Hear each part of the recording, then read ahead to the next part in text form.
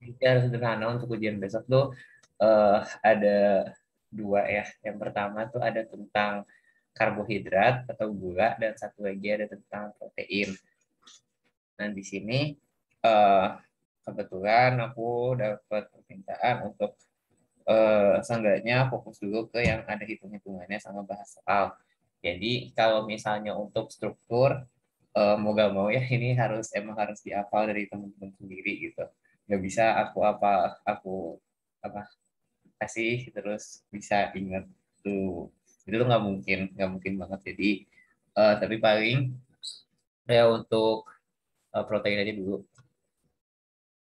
Ya kan kita tahu semua ya protein tuh adalah polimer dari asam amino, asam L-amino. Jadi kalau misalnya dilihat strukturnya ya, asam L-amino ini punya struktur yang khas. Ada namanya juga asam, berarti ada COOH, terus di sini ada C, ini ada H-nya di kanan, H2N-nya di kiri, dan ada R, rantai samping. Kalau misalnya dilihat ya, ini tuh adalah bagian dari asamnya, dan ini adalah bagian dari amino. Karena ada di kiri, karena posisinya di kiri, ini kita kasih tandanya dengan L. Dan yang punya asam amino punya tipe-tipe. Ini tiga dipengaruhi oleh R-nya. Ini menentukan nama dan juga sifatnya. Jadi ada 20 asam amino ya yang kita tahu, yang katanya sih harus dihafal. Dan kalau misalnya aku ngapalinnya, pertama tuh dimulai aja dulu dari eh, yang apa istilahnya, yang normal atau eh, yang rantai kecil. Ini ada glisin dari G, berarti gli. Ini tuh ke bawah H. Terus ada alanin dari A, itu ada CH3. Terus ada valin, ini V. Jadi bentuknya itu adalah V ya. Ini ada CH, ini H3C, ini ada CH3. Jadi kayak huruf P gitu. Terus ada lusin L, ini valin tapi tinggal tambah satu aja. Jadi ada CH2, terus CH, CH3, ini CH3C. Terus ada isolusin, ini I, ini tuh tinggal yang salah satu dari sini tuh pindah ke kiri. Ingat yang ininya pindah ke kiri. Jadi nanti di sini CH, 3C, ini CH2, ini CH3. Kalau misalnya ini tuh eh, leusin tapi pindah satu. Jadi solusin. Terus habis itu ada prolin yang khas IP ya. Itu N, tapi di sininya ada C. Ini yang bikin cincin 5 gini. Ya, jadi prolin itu satu-satunya yang punya cincin 5. Terus ada, kenapa disebutnya normal, karena emang dia tuh sifatnya tuh ya biasa aja gitu, karena nggak ada sifat-sifat khas dari asam amino ini kan baru 6 ya.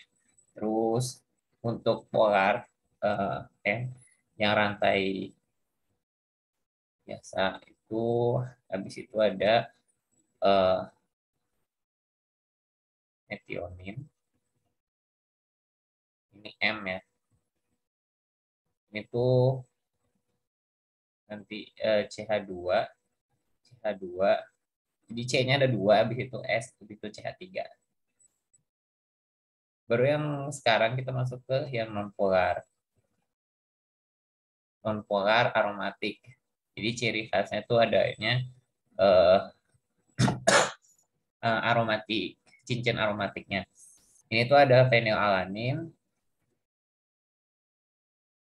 atau F fenilalanin.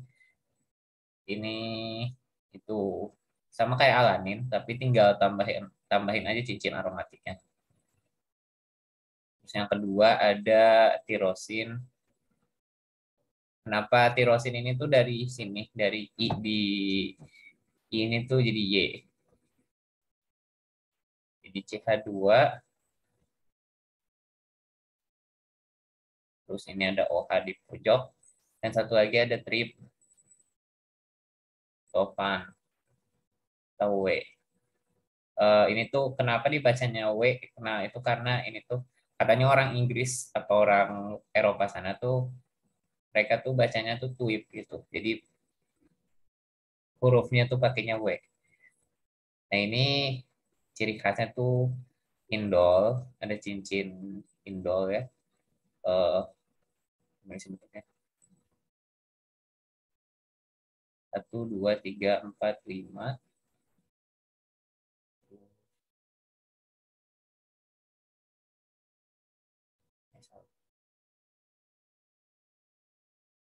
Pokoknya ini cincin itu. Terus yang ke ini ada yang polar. Polar tuh seperti serin, bukan serin yang itu ya. Serin ini tuh ser S, ini CH2OH, terus ada treonin.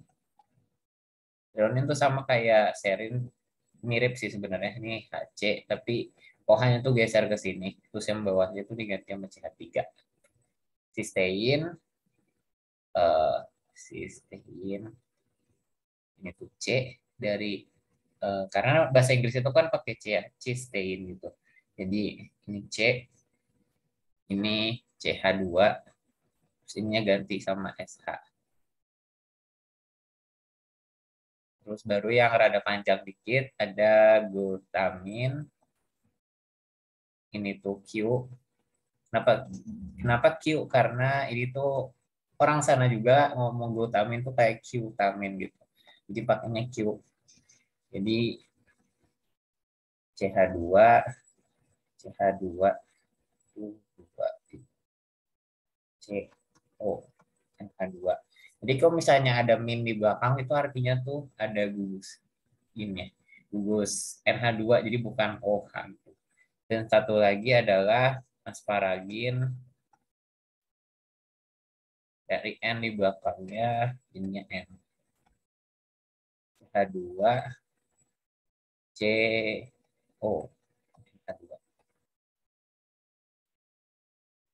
Terus ada juga yang 1, 2, 3, 6, 9, 11.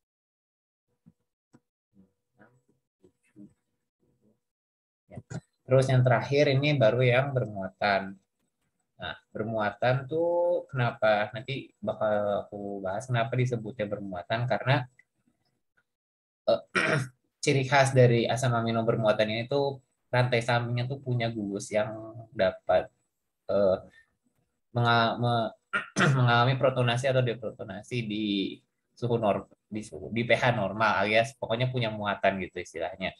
Ada yang muatannya negatif dan itu adalah aspartat, dan ini aspartat tuh dari D dan ada glutamat tuh E. Kenapa huruf-hurufnya tuh diambil dari mana sih? Ini glutamat D, jadi diambil dari E. Ini aspartic acid, jadi diambil dari D. Ini sama kayak yang tadi asparagin. Jadi bedanya aspartat sama asparagin itu cuma di bagian pojoknya. Kalau glutamat ini sama dengan glutamin, tapi ya sama lagi bedanya tuh di pojoknya doang. Kemudian untuk yang positif itu tuh intinya ada arginin, ini tuh CH. Ini tuh arginin tuh R ya dari sini. CH2, H2 N H C. Ada lisin, ini tuh K. Kenapa K? Karena L itu kan dipakai sama leusin. Jadi sisanya ambil aja huruf di setelah L yaitu K. Jadi ini CH2, itu fun fact CH2, CH2, terus ini ada NH. Jadi karbonnya tuh ada 4, baru ada N-nya. Dan yang terakhir adalah histidin. Ini H. Nah ini yang ada CH2, ini C, ini C, ini NH, N. Pokoknya ini asam amino ini tuh ada 20 intinya. Jadi kalau misalnya ditanya ada berapa asam amino tuh jawabnya pasti harus 20 dan masing-masing tuh punya sifat-sifatnya. Oh, kenapa sih tadi aku bilang si asam amino ini itu disebutnya sebagai ada yang negatif, ada yang positif, ada yang polar-polar. Itu karena sebenarnya di dalam tubuh eh, gugus-gugus itu bermuatan istilahnya. Jadi untuk contohnya ya alanin kan ada H3, H2N, terus ini CH, nah ini COOH, ini terus CH3. Nah sebenarnya untuk alanin sendiri yang bagian sini dan sini itu bermuatan. Jadi kalau misalnya kita disuruh gambarkan struktur asam amino alanin. Nah ini nih gambar ini tuh salah. Yang benar itu adalah H3N, CH, terus ini COO minus, ini CH3. Ini gambar yang benar. Itu. Dan ini tuh kita sebut sebagai Zwitter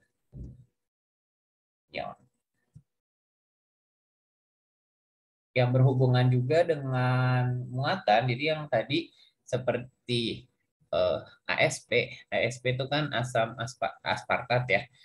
ASP itu punya ini tuh apa namanya asam amino yang negatif. Kenapa negatif? Karena di pH tubuh CH2 ini COO minus. Jadi yang kepalanya tuh bermuatan minus plus nama plus, yang rantai sampingnya pun juga bermuatan. Ini rantai samping ASP bermuatan negatif. Jadi ASP adalah asam amino negatif. Sebenarnya apa namanya cukup sederhana untuk pembagian kenapa sih si aspartat sama glutamat tuh sifatnya asam amino negatif, kenapa lisin, arginin dan histidin itu adalah asam amino yang positif. Terus juga kenapa aspartat tuh kadang juga aspartat dan glutamat tuh disebutnya asam amino yang asam ya karena ada gugus COOH-nya di rantai samping. Jadi baik lagi kalau misalnya tipe-tipe dari asam amino itu tuh dilihatnya tuh dari rantai sampingnya. Dan rantai sampingnya di sini kebetulan untuk aspartat sama glutamat itu ada gugus karboksilat, makanya disebutnya asam amino yang bermuatan negatif.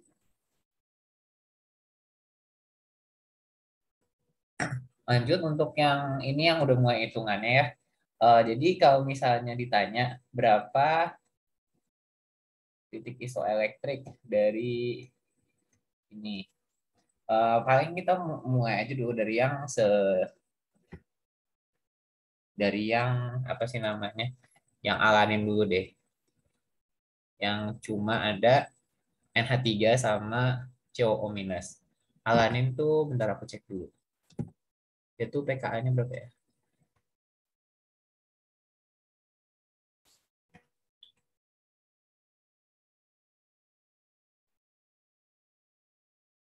Alanin pKa-nya 2,34 sama 9,69.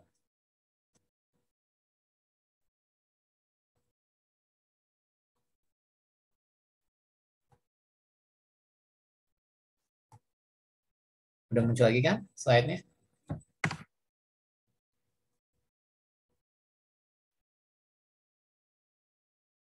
Nah, cara pertama yang paling aku sering lakuin ini adalah kita eh, buat garis pH.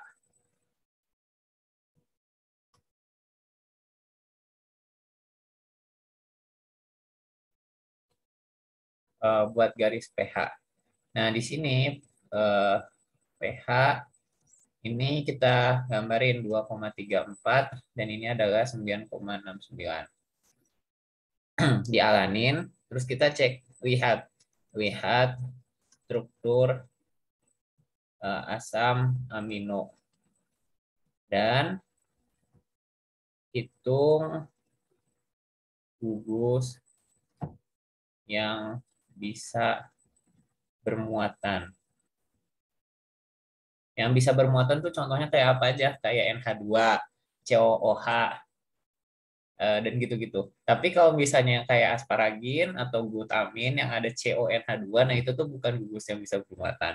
Jadi kalau misalnya di alanin, alanin itu kan strukturnya ya H2N, CH, COOH, terus CH3. Kita tandain dulu nih, ini bisa bermuatan, ini bisa bermuatan. Ya udah berarti ada dua dua gugus. Terus kita tahap ketiga adalah uh, coba buat seolah-olah semuanya di keadaan asam. Jadi di keadaan asam pasti karboksilat ini COOH. Tapi gugus amina pasti NH3. Tuliskan ya.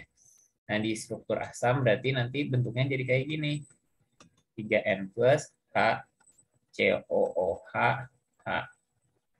Berapa nih muatannya? Muatan sama dengan plus 1. Udah deh. Tahap terakhir adalah isi garis pH dari paling kiri.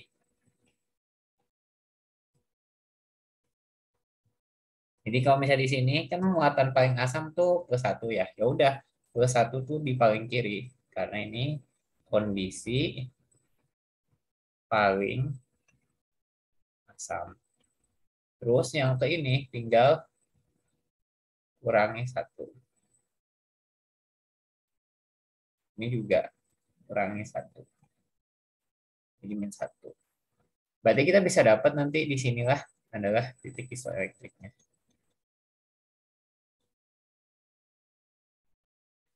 Sama dengan setengah ditambah ya udah 9,09 ditambah 2,34. Sama dengan berapa nih? 7 masih 11,9 26,02-an lah. Jadi titik isoelektriknya itu adalah 6,02 titik isoelektrik dari alatnya. Sampai sini kebayang nggak yang aku omongin? Oh ya enggak.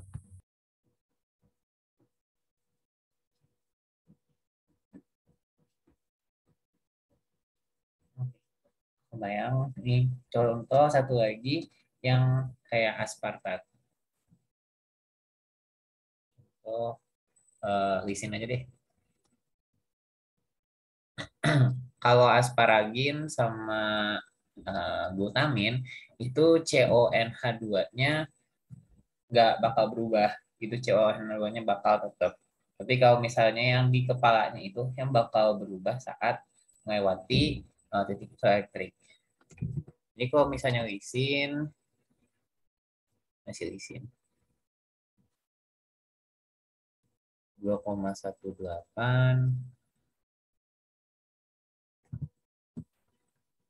8,95 sama 10,53. Di sini dengan cara yang sama, gambar dua aja garis pH-nya. Ini 2,128, ini 8,95, dan ini adalah 10,53. Ini tuh gugus R, ini NH3+, ini COOH.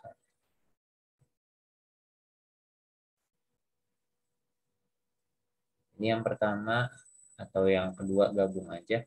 Gambar aja dulu strukturnya. Pada paling asam,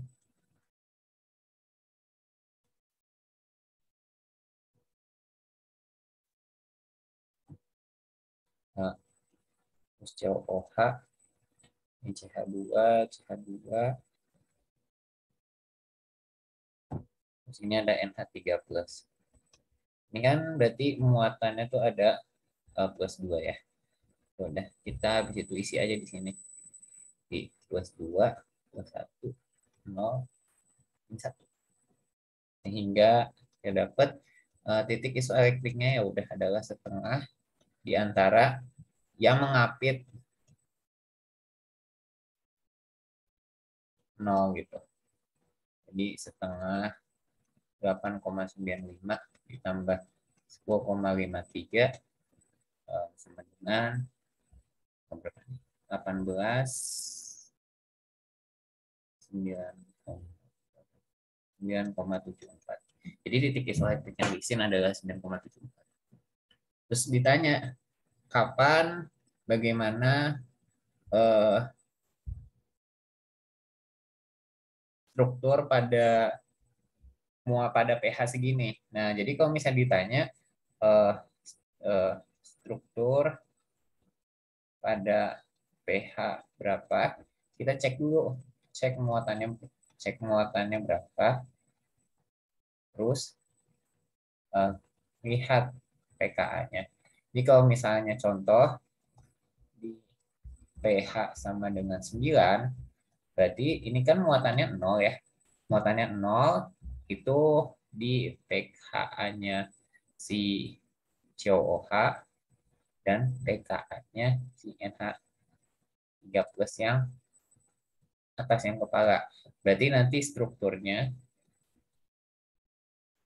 ini itu adalah H2N, ini CH, ini COO minus, terus ini C, dan ini yang di bawahnya itu adalah NH3+. Gitu. Karena kenapa kayak gini? Karena yang di pH 9 kita udah melompati pKa-nya COOH. Jadi COOH-nya tuh lepas H-nya. Terus kita juga udah lompatin pKa dari NH3+. Jadi yang H dari sini juga dilepas. Tapi yang masih di bawah pKa yang 10,53. Makanya H plus yang ada di ujung itu nggak bakal dilepas atau masih belum dilepas. Jadinya struktur pada pH 9 yang muatannya 0 atau struktur pada titik isoelektrik itu pasti kayak gini struktur realistik. Seperti itu.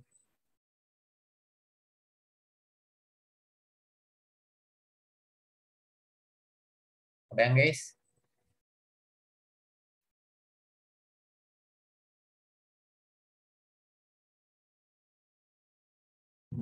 Contoh kalau misalnya soal ujian tahun lalu tuh masalah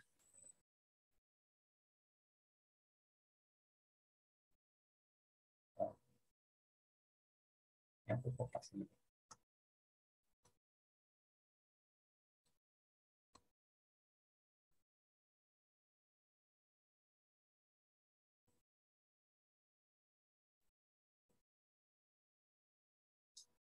Oh,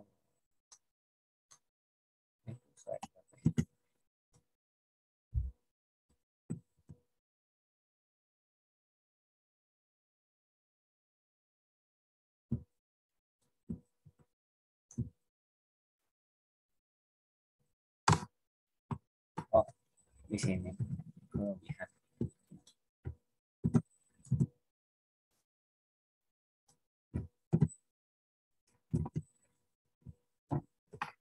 Nah, pas di sini. Jadi ini tuh kalau misalnya dilihat ya, ini di peptidanya, ini kan ujung N ya. Ujung N, sedangkan ini O-nya berarti ini tuh ujung N-nya. Itu adalah alanin, terus ini kelihatan. Ujung N ini adalah alanin. Kemudian yang di sini tuh adalah lisin ya.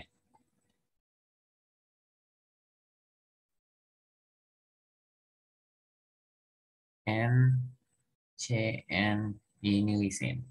Baru ini karboksi terminus. Nah, kalau misalnya ditanya di peptida pada gambar di atas memiliki pH isoelektrik pada, di sini kalau misalnya aku R-nya kan berarti ada sekarang tuh kita perlunya ngelihat yang eh, pKa NH3 plus paling ujung N, dan untuk ini pKa COOH paling ujung C plus rantai samping. Ini kalau misalnya digambar lagi ya, ini tuh jadi H3N kalau misalnya dalam dalam asam banget. 3N terus ala, ini lisin, terus ini ada NH3 plus, ini terus ada COOH. Nah, kita gambar aja garis pH seperti, ya intinya sih sama kayak yang tadi.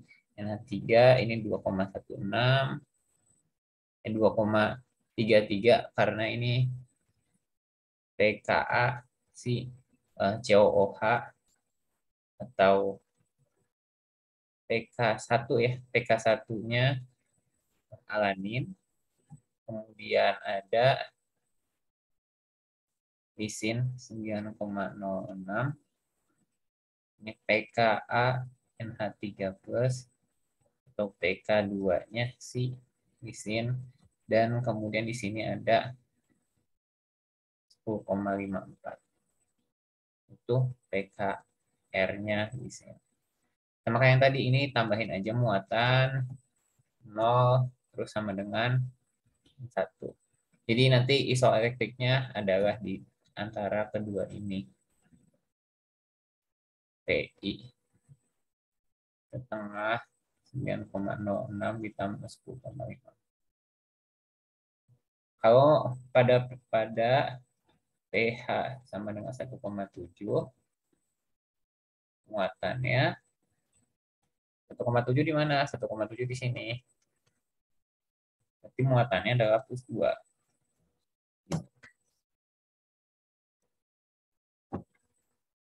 Bayangkan ya di sini. Terus kalau nggak salah ada soal ujian. Ini dari ujian sebelah. Enggak, deh.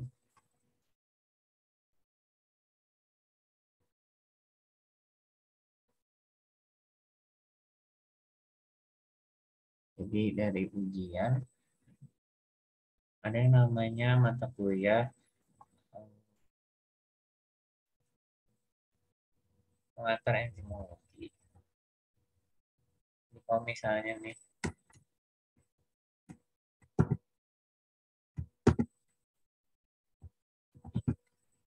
kalau misalnya kita lanjutnya di sini. Nih, ada ini dari Lehninger by the way. glutamat, histidin, triptofan, serin, glisin, lalu arginin, prolin, dan glisin. Ini kan panjang ya, tapi yang perlu kita cek tuh pada akhirnya adalah mana residu yang bermuatan, mana yang bermuatan. Kita lihat glutamin iya, histidin iya. Ini enggak, ini enggak, ini enggak, ini enggak, ini iya. Ini enggak, ini enggak. Berarti nanti kalau misalnya dilihat di samping ya, glutamat ini kan ujung N ya. N, terus glutamat ini ada COOH, histidin, terus ini ada NH, anggap NH2 lah ya. Enggak sih NH gini. Terus ini, terus ini ada arginin. Arginin kan NHC, NH, NH2, terus prolin, prolin juga, terus prolin, glisin, dan akhirnya kita dapat COOH, H3N+. Nah, jadi kita gambar dulu aja di paling asam. Paling asam berarti yang ada N-nya tuh pasti muatannya positif. Sedangkan COOH. Jadi COOH gini. Ini pasti jadi bermuatan, ini juga pasti jadi bermuatan. Ini muatannya di sini ya, guys. Sehingga pada pH paling asam, yang muatannya tuh adalah 1, 2, 3. Plus 3. Ini garis pH-nya glutamat tuh berapa sih? Glutamat 2, N ya.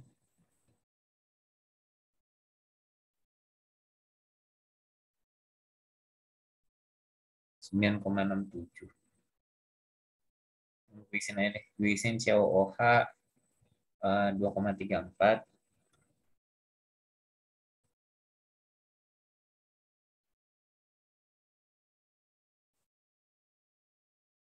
Jadi ada 2,34, terus ada 9,67. Terus ini dari rantai sampingnya glutamat tuh ada 4,25. Rantai sampingnya histidin itu ada 6. Dan rantai sampingnya arginin tuh ada 12,48. Urutin aja deh, 2,34, 4,25, 6,00, 9,67, 12,48. Kita kasih aja ini paling pojok. Plus 3, plus 2, plus 1, 0, min 1, min 2. Berarti di sini kita dapat titik isoelektrik adalah setengah dari 6 ditambah 9,67.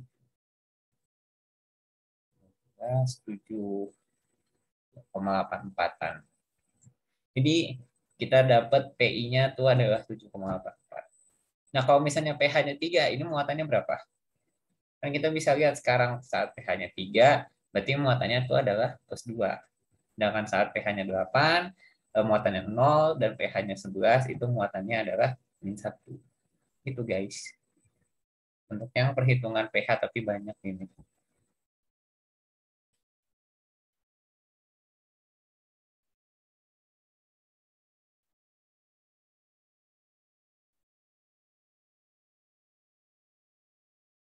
Ada yang ingin ditanyain nggak sejauh ini?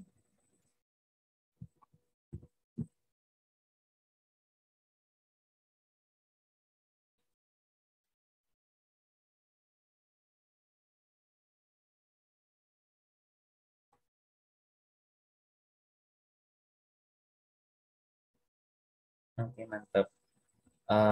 Terus yang paling untuk protein ini sama yang satu lagi yang tentang matriks belum stop sharing. Karena katanya bakal keluar. Padahal aku ambil nggak sih protein.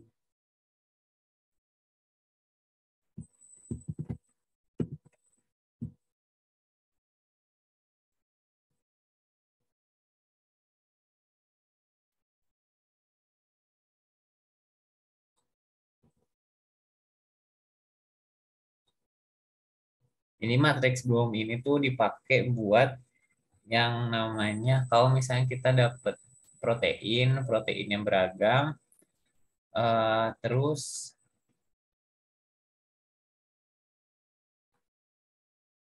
kita pengen tahu bagaimana scoringnya. Jadi ini share screen aja. Share screen.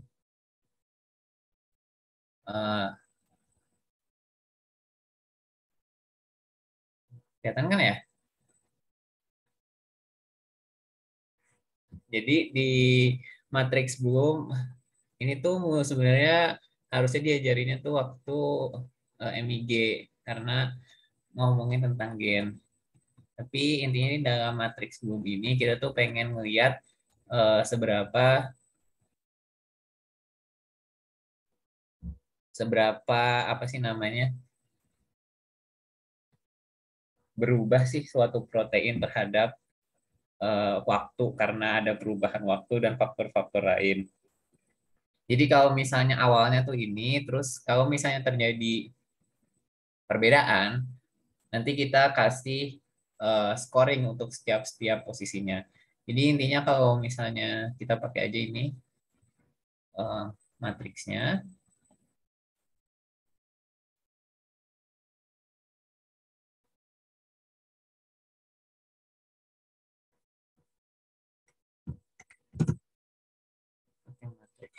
buat ngerjain yang ini, yang kemiripan homologi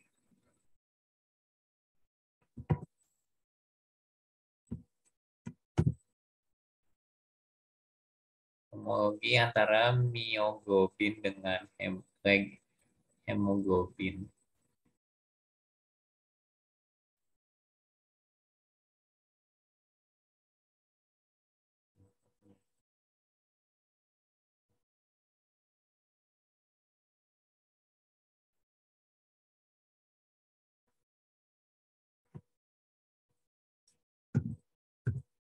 Jadi di sini paling pertama tuh kita ini kan kosong. Lihatnya tuh dari sini. Ini Apakah awal. belum kelihatan?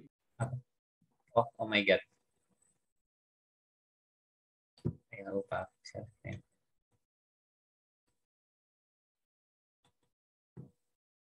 Udah kelihatan belum? Udah. Oke. Jadi yang pertama, ini kan dari ini awal. Ini anggap ini awal dan ini adalah akhir. A dan B kita kasih. Ini yang pertama ini kan, aku tulis aja dulu.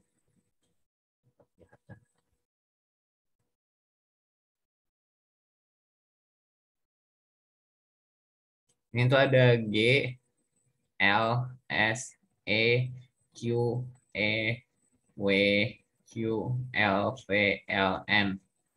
Terus di bawahnya tuh ada A, L, T, E, S, Q, A, A, L, V, K, S.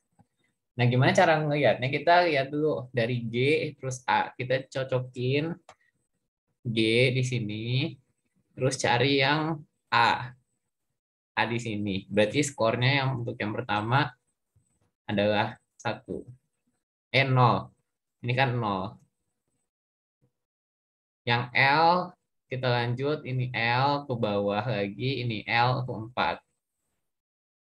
S ke bawah T. T itu adalah 1. Jadi kita tambahin lagi 1. E ke E, ini 5. Q ke S. Q mana sih? Q ke S. Oh, ternyata di sini 0. Begitu seterusnya. Sampai nanti selesai. Cuma di sini ada tambahan lagi kalau misalnya yang bawah sini. Ada S, K, H, P, G, D, F, G, A. Terus ini ada K, E, P, strip, strip, strip, strip, strip, V.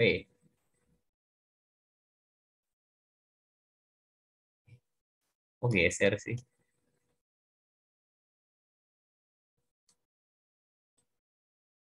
S tuh E, P, strip strip strip strip A P G D V G A.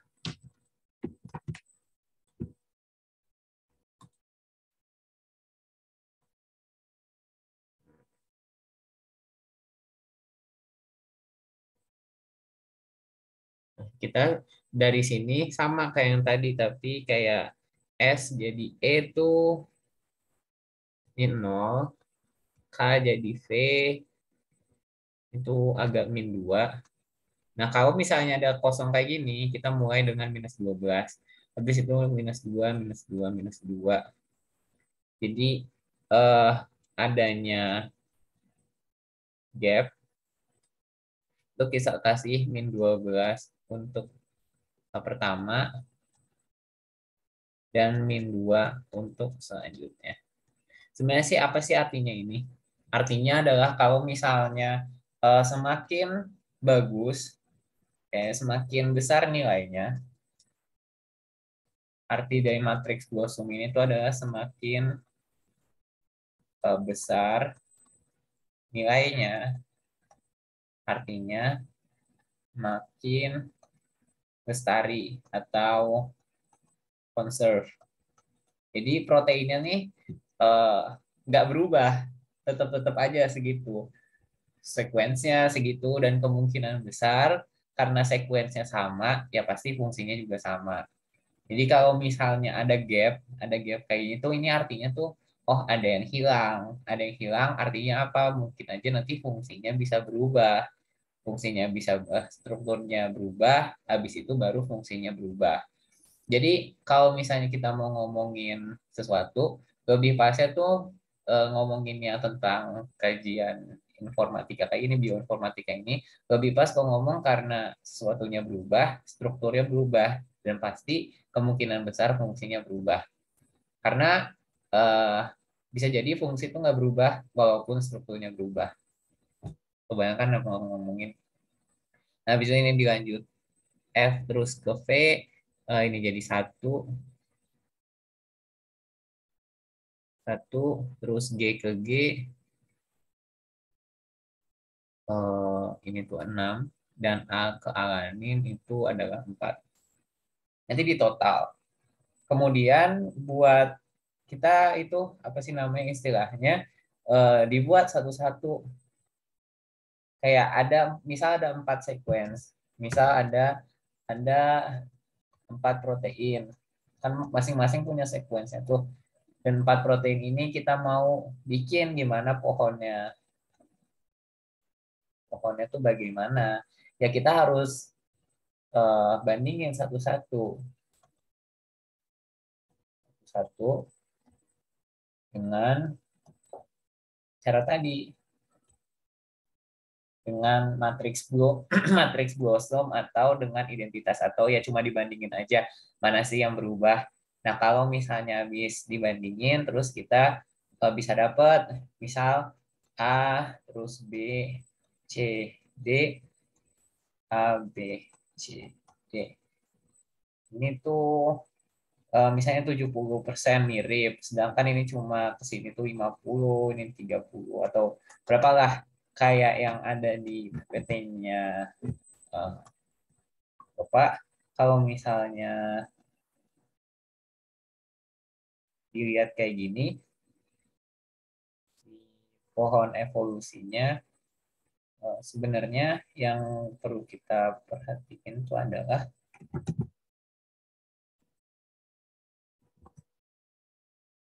di sini. Yang perlu kita perhatiin tuh ya kan eh, semakin semakin besar skor, maka artinya semakin dekat.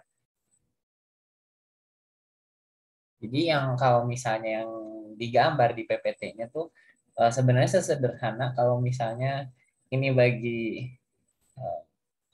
ya 4, 5, 6, 7, 8. Itu A, B. Jadi A sama B terus C sama D. C, D. A sama B beda di 75%, C sama D beda di 70%. Jadi kalau misalnya ini 100, 100, 90, 70, ya udah gambar aja. Jadi ini tuh terpisahnya tuh di 70% gitu. Di 75%, C sama D juga sama, terpisahnya di sini. Kemudian kita lihat eh, klasternya AB itu kayak beda dengan klasternya CD itu di 50 sampai 60-an kan ya. Nah, ini jadi kemungkinan besar tuh ya udah mereka sebenarnya tuh bakal bergabung tuh ya di 50 ini. Jadi bakal bergabung di sini.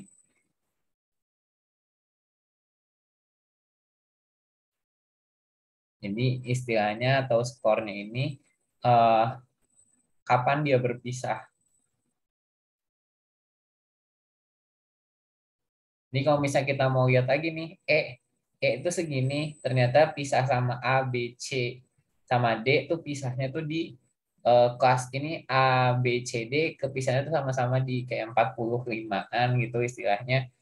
Ya udah berarti istilahnya, bukan istilahnya, jadi ceritanya E itu sama yang cluster yang A, B, C, D itu kepisahnya ya di 45%. Ini nanti gambar kayak gini.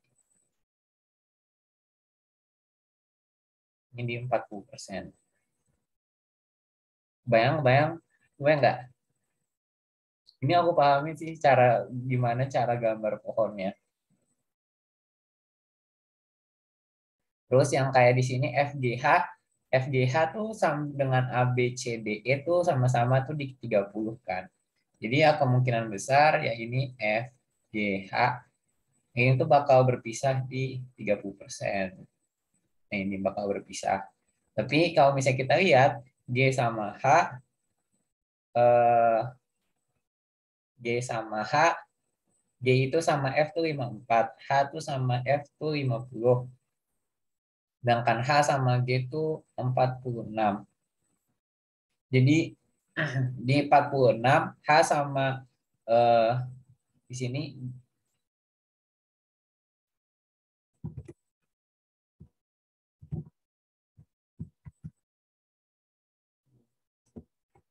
di sini F sama G itu seolah-olah terpisah dengan H karena ini warnanya kayak beda sendiri. Ini 50 sama 46 dan ini 54. Kayak ini di gengnya 50 sedangkan ini di gengnya 44. Jadi harusnya mah kalau misalnya aku lihat eh, yang aku pahamin ya, seharusnya ini tuh ketika ini terpisah si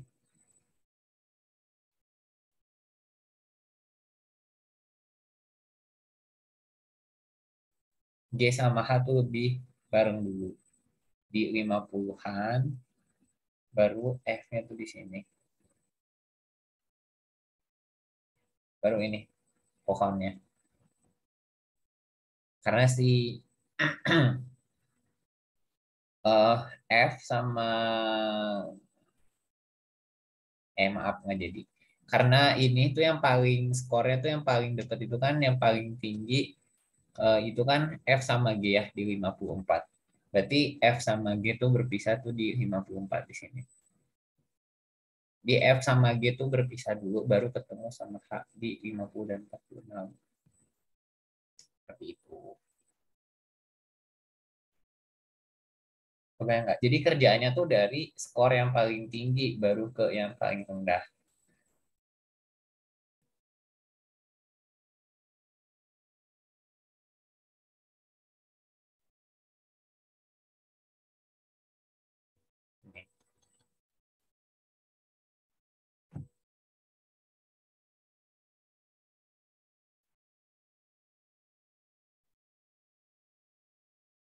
Jadi dari sini kelihatan banget ini ada pohon A, B, C, D, E, terus ada pohon F, G, H.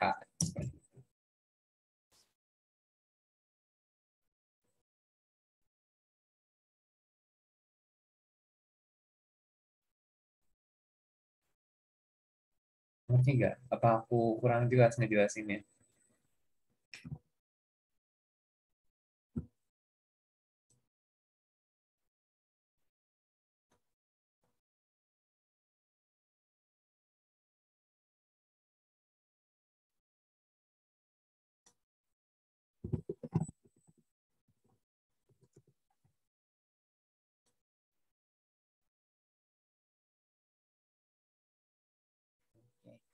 Eh, Paling untuk protein tuh segini yang perlu didalamin banget karena kalau misalnya yang buat enzim, eh, aku yakin teman-teman tuh udah pada itu apa namanya di praktikum, udah didalamin banget di praktikum dan ujian praktikum kemarin.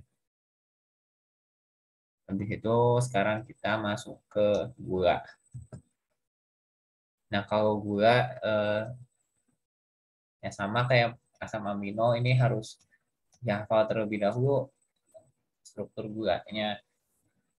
Kenapa? Karena gula ini yang lebih kan gula tuh satu OH, posisi OH tuh menentukan namanya. Jadi kalau misalnya glukosa, ini tuh jelas-jelas ya harus ya CHO-nya di atas lah ya. Kita gambar garis panjang, kita kasih deglukosa. Di bawah CH2OH. Glukosanya ada 6 karbon. 6 karbon. Pada kita ini ada C, ini C, terus kita kasih 4 cabang. D itu berarti ada di kanan. Habis itu sisanya ini yang harus dihafalkan. Kalau ini OH, terus kiri, kanan. Jadi kanan, kanan, kiri, kanan. Terus kalau misalnya di struktur Hausnya, ini tuh bentuk kayak gini. Dan ini tuh pasti ke atas.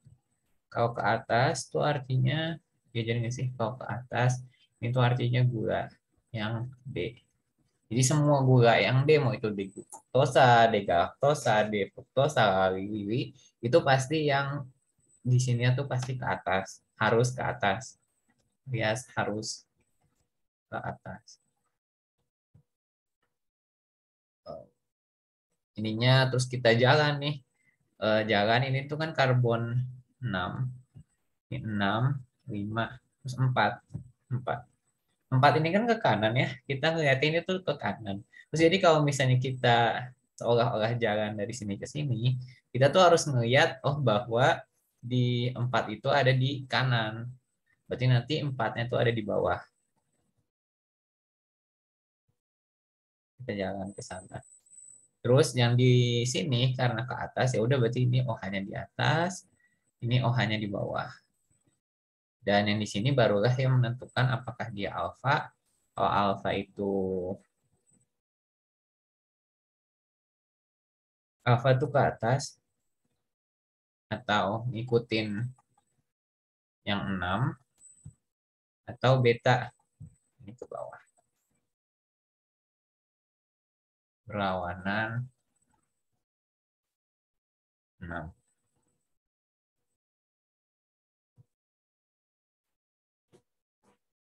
Ini glukosa kalau misalnya galaktosa tuh tinggal pindah. Yang ininya dipindah nih yang OH di sininya dipindah ke kiri. OH terus CH2OH. Ini galaktosa.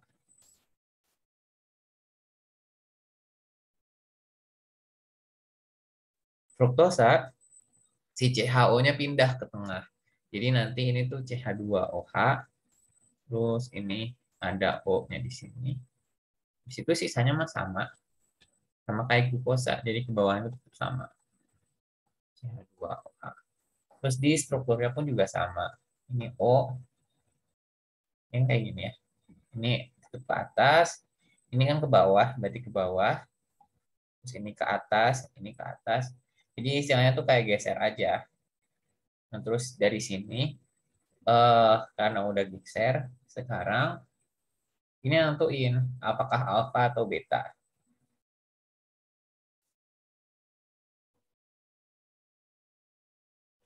Kalau ini tuh, seingat aku tuh ini beta, beta fruktosa. Karena OH-nya tuh ke bawah. Jadi yang dilihat itu adalah OH-nya dari si ininya.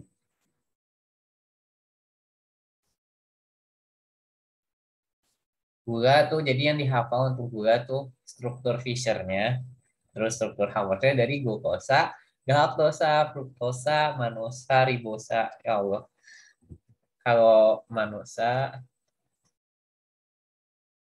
ini tuh yang OH yang di pinggirnya jadi kayak setengah-setengah gini.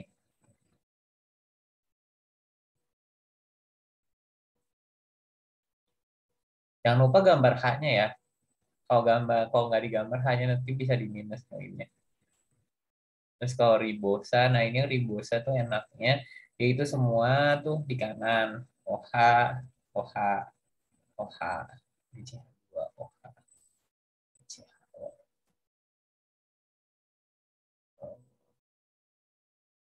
Sedangkan kalau struktur ininya kita bisa ini kayak struktur di DNA. Ini HO, ini OH, terus ini tergantung ini tuh yang disebut sebagai anomer. Anomer tuh apa? Jadi karbonnya tuh bisa ke atas, bisa ke bawah, tergantung. Jadi emang di larutannya tuh ada dua jenis, itu dua jenis konform, dua jenis apa ya istilahnya? Isomer ya istilahnya. Isomer yang satu ke atas, yang satu ke bawah. Kalau ke atas tuh atau alfa dan yang ke bawah tuh beta. Ada gula-gula ini tuh membentuk banyak polisakarida dan yang paling penting sih ini ada yang namanya kalau di sakarida bisa ya ada maltosa, ada sukrosa, ada sukrosa sama ada laktosa. Itu dihafalin ya gimana ikatannya sama siapa yang nyusun masing-masing di sakaridanya. Nah, kalau polisakarida yang paling kita kenal tuh adalah amilosa, amilosa, amilopektin. Nah, ini tuh yang menyusun pati ya, guys. Jadi pati yang ada di praktikum tuh yang dipakainya tuh ini dua-duanya, amilosa dan amilopektin. Kalau pati murninya. Bedanya tuh apa? Bedanya tuh eh, kalau ini amilosa itu murni 1,4 alfa antara glukosa dengan glukosa. Tapi kalau amilopektin ini udah 1,4 alfa plus 1,6 alfa juga. Nah, ini glukosa per ke glukosa. Amilopektin pun juga ada juga kalau misalnya di tubuh hewan, eh, pati itu kan sebenarnya cadangan makanan ya buat tumbuhan. Nah, di tubuh hewan itu pun juga ada cadangan makanan namanya glikogen. Glikogen tuh ini mirip sama amilopektin, mirip amilopektin, tapi lebih banyak cabangnya. Tujuannya buat apa sih? Kalau lebih banyak cabang, tujuannya itu semata-mata supaya mempermudah amilase makan gitu. Amilase bekerja atau ya istilahnya makan lah. Ya, nggak boleh sih nggak boleh ngomong makan di ujian ya. Tapi karena kan amilase tuh kerjanya kan memutus ikatan glikosidik ya. Jadi kalau di amilosa itu kan lurus rantainya. Ini kalau aku gambarkan ini lurus. Ini tuh kurang banyak, kurang bagus untuk bisa dihidrolisis. Sedangkan kalau amilopektin ini lurus, terus ini ada cabang ke sini. Ini juga ada cabang. Jadi dengan adanya cabang ini tuh supaya ya si amilasenya tuh bisa makin banyak itu tempat buat ngehubnya gitu. Ngehub si eh, glukosa. Dan akhirnya ya amilopektin sama glikogen tuh bisa dengan cepat dimanfaatkan oleh tubuh untuk berbagai hal. Sedangkan kalau misalnya lagi aktivitas yang membutuhkan energi yang banyak, kita butuh banyak glukosa dan eh, cadangan makanan ini tuh harus bisa dengan cepat kita pakai supaya ya nanti hasilnya pun juga bisa. Polisakarida yang lain tuh paling ada hyaluronan, terus ada kondroitin sulfat, heparin sulfat, alginat. eh, itu tuh semua tuh isinya tuh adalah karbohidrat. Tapi karbohidratnya spesial, misal di kayak kitin aja nih. Contoh struktur. Untuk struktur tuh ada selulosa juga, tapi selulosa ini adalah glukosa. Ini 1,4 tapi beta ikatannya. Jadi karena beta membentuk lembaran, yang namanya lembaran, jadi karena lembaran kan kita tahu ya lembaran tuh jadi bisa banyak ini ikatannya, ikatan hidrogen antar lembar. Jadi nanti eh, ya jadi kuat gitu aja. Selulosa itu adalah polisakarida yang kuat. Makanya kita sebut sebagai struktural. Sama yang mirip juga kitin. Kitin pun juga sama, glukosa 1,4 beta. Tapi yang itu bukan glukosa tapi glukosamin. Jadi nanti strukturnya itu kan kalau glukosa itu strukturnya kayak gini.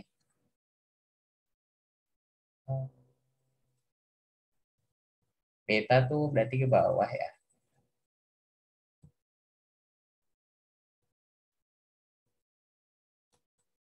Ini OH, kanan, kiri, eh kanan, beta ke atas nih.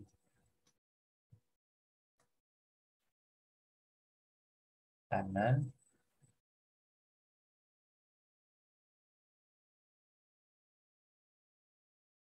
kanan, kiri, kanan, oh, beta tuh ke atas ya.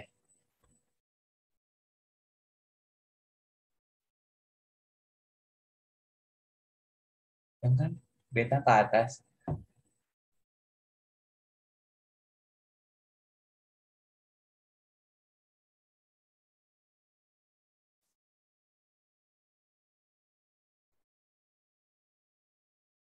Yang pokoknya gitu. Sedangkan kalau misalnya ini glukosa, sedangkan kalau misalnya dikitin itu tuh adalah glukosamin. Glukosamin tuh apa sih bedanya? Bedanya tuh adalah adanya si NH2 di sini. Oke.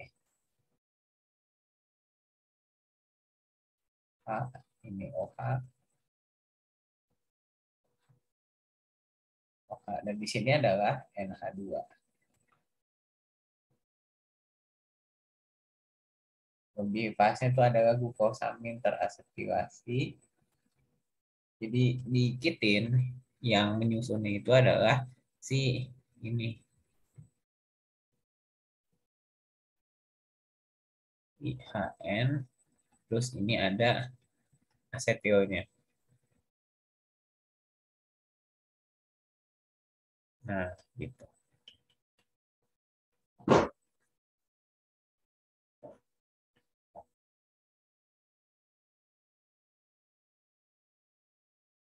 Sama karena ini 1,4 bikin lembaran juga, karena membuat lembaran jadi ikatan hidrogen antar lembarnya itu kuat dan akhirnya bisa membentuk struktur lapisan yang kuat. Bisa menjadi dinding sel.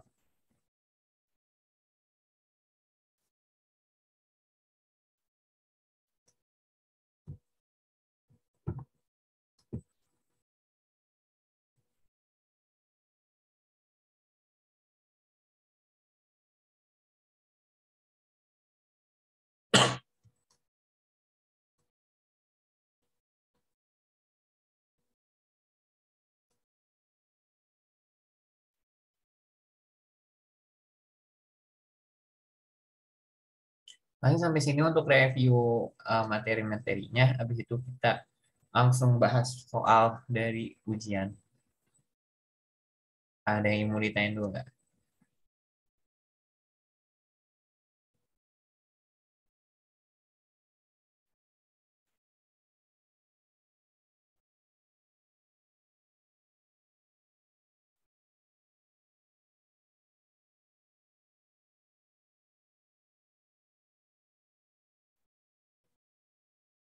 Karena nggak ada ini kita istirahat dulu ya guys, 5 menit.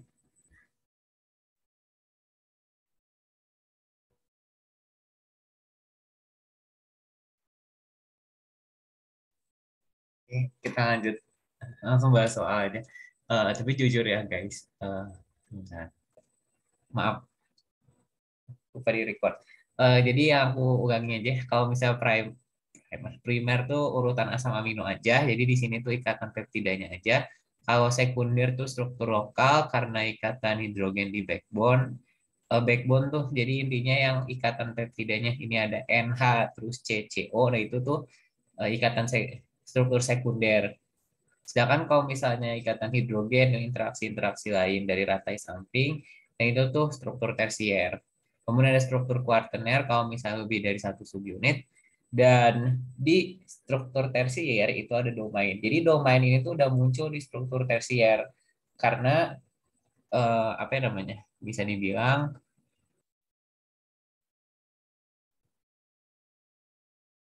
fungsi protein muncul di struktur tersier. Ini baru kalau misalnya udah ada struktur tersiernya tuh baru hampir banyak protein tuh bisa dibilang tuh dia itu sudah aktif atau punya fungsinya.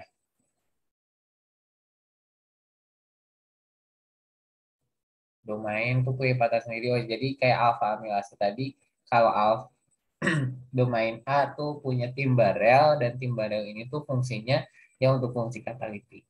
Jadi kalau misalnya dikasih struktur ya jujur aja ini tuh berapa rantai sih? Kalau rantainya lebih dari satu, yaitu udah struktur kuartener. Tapi kalau rantainya cuma satu, yaitu berarti struktur tersier. Walaupun sejelimet apapun. Atau residunya banyak banget. Ya bisa jadi itu cuma satu struktur aja. Satu struktur tersier. Itu yang protein. Nah, si kemungkinan besar sih soal-soalnya itu bakal seputar ini struktur karena ibunya tuh suka banget ngebahas tentang struktur dan apa efek dari pH, suhu, gitu-gitu terhadap strukturnya. Kalau misalnya nih pH tuh kalau pH kita itu bakal namanya merusak atau memprotonasi ya, atau D, protonasi asam amino bermuatan. Karena rusak jadinya strukturnya tuh bakal berubah atau ya jadinya tuh nggak aktif aja kinerja proteinnya. Terus yang kedua ada temperatur. Temperatur ini jelas merusak interaksi non kovalen. Kok bisa? Karena kan jelas saat temperatur naik, gaya antar molekul kan kayak diputus gitu karena energinya makin besar. Jadinya nanti ini merusak struktur. pH, temperatur, terus waktu modul 2 praktikum tuh yang diuji tuh apa aja sih? pH, temperatur, kadar garam ya. Garam, garam ini merusak jembatan garam. Terus satu lagi adanya pelarut dan molekul-molekul lain. Terus ada inhibitor kompetitif, non kompetitif, on kompetitif. Nah itu diingat-ingat aja bedanya apa. Itu untuk protein. Nah kalau misalnya karena protein istilahnya tuh nggak lebih ke fungsinya, fungsinya yang beragam. Sedangkan kalau karbohidrat itu strukturnya yang beragam banget. Jadi contoh kayak nah di sini ini sederhana sih. eh karena kita bisa lihat di sini, ini kan atas, ini atas. Untuk melihat D sama L, kita lihat paling jauh dari atas. ada di kiri. Berarti ini adalah L. Apakah monoksida monosakarida tersebut gula reduksi? Iya, jika ingkari bagian yang bereaksi dengan CO2+. Ini gula reduksi itu juga adalah salah satu sifat dari karbohidrat, gula yang mampu mengalami oksidasi.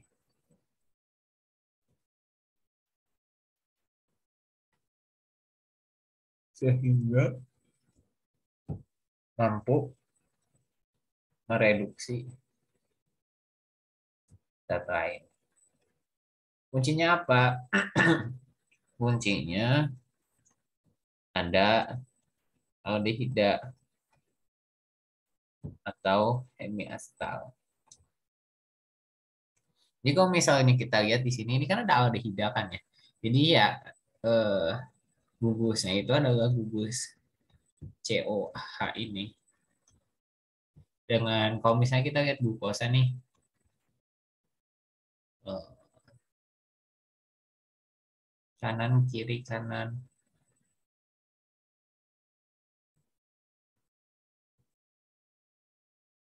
kanan kiri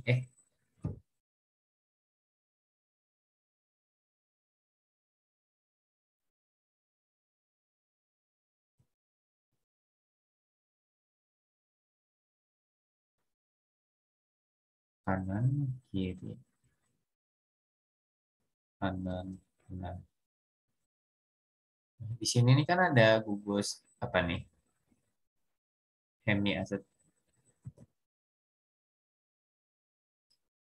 gugus hemiacetal. Berarti di itu adalah gula reduksi. Tapi kalau misalnya kita lihat seperti sukrosa, OH ini ke bawah,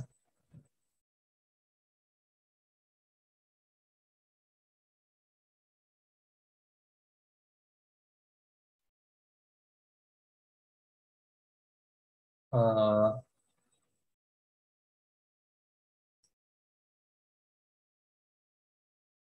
jadi alfa tuh ke bawah, terus ini tuh ke atas ke bawah, dan di sini tuh ada gugus fruktosa.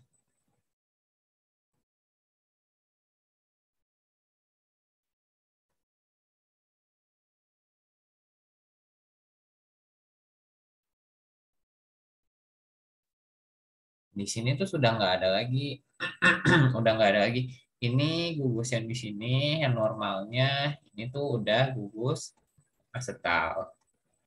Terus di sini juga yang ada ininya juga gugusnya juga asetal.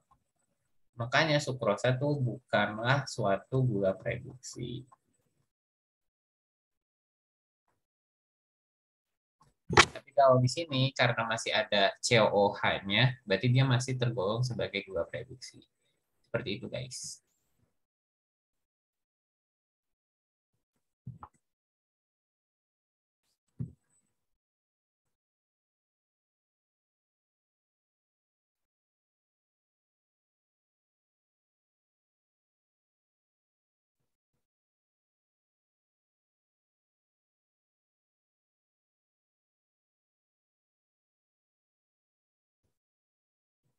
Lanjut kita yang kedua, eh, tuliskan minimal masing-masing satu persamaan dan perbedaan amilopektin dengan glikogen. Yang tadi, ini sama-sama apa namanya cadangan makanan, memiliki 1,4 alfa dan 1,6 alfa. Atau alfa 1,6 deh. Tapi perbedaannya adalah kalau di ini percabangan di glikogen itu lebih banyak. Nggak bisa karena kan glikogen tuh di sel hewan ya. Hewan itu lebih banyak gerak, lebih butuh cadangan makanan. Makanya kalau misalnya eh, cadangan makanannya sulit untuk di apa sih, glikogen ini punya cabang yang banyak, makanya dia tuh lebih gampang untuk dicerna oleh alfa amilase seperti itu.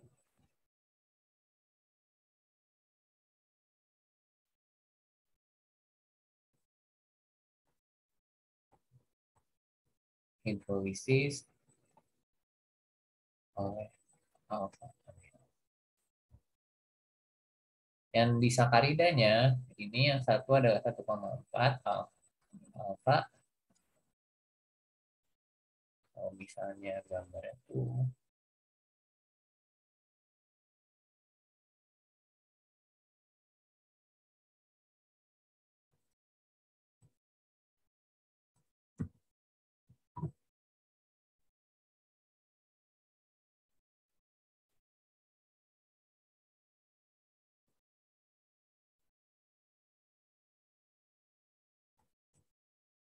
nah, itu alfa aja nggak apa-apa. Terus kalau satu lagi 1,6 alfa.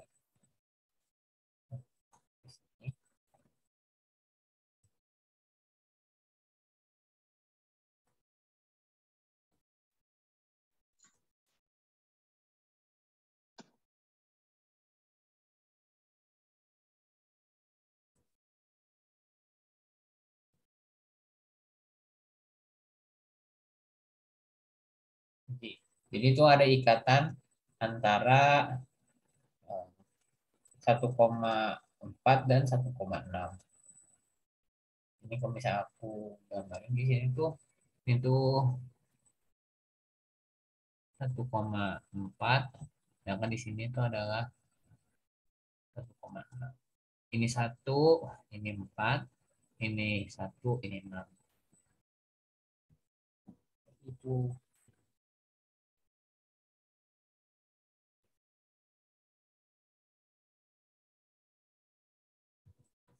Dan yang ini juga tentang karbohidrat. Eh, Mucin merupakan kelompok protein tentang tingkat glikosilasi. Ciri khasnya di sini adalah serin atau treonin. Apa ciri khas dari asam amino ini? Dia tuh punya OH. Berarti ini adalah O-linked glycosylation. Jadi jenis glikosilasinya itu adalah glikosilasi yang terikat dengan O. Beda kalau misalnya eh, gugusnya itu adalah asparagin. Asparagin ini kan punya NH2. Nah, ini bakal bikin N-linked glycosylation. Ikatan yang terbentuk antara residu serin dengan disakarida GLU-NAC, GAL-NAC. Residu serin terikat dengan GAL-NAC.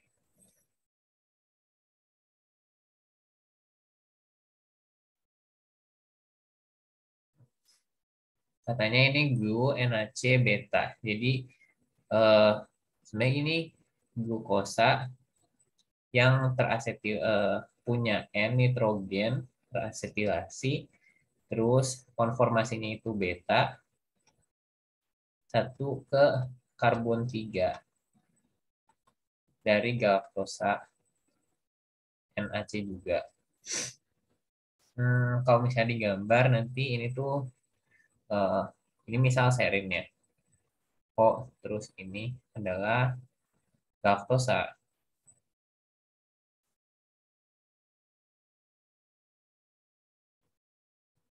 Apa beda galaktosa dengan glukosa? Jadi galaktosa tuh itu beda di dia lebih simetris. Jadi ini ke bawah, ini juga ke bawah.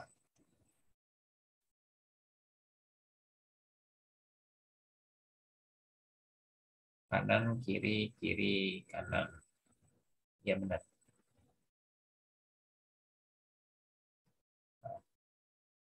Ini sama-sama ke atas.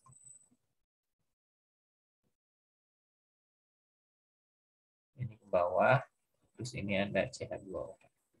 Jadi di sini karena dia itu ketiga, berarti nanti di sini ada O, terus beta kan ke atas ya.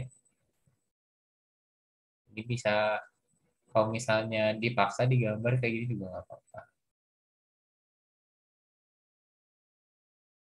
Karena ini dari 1 ke 3. Dan ini adalah beta. Seperti itu.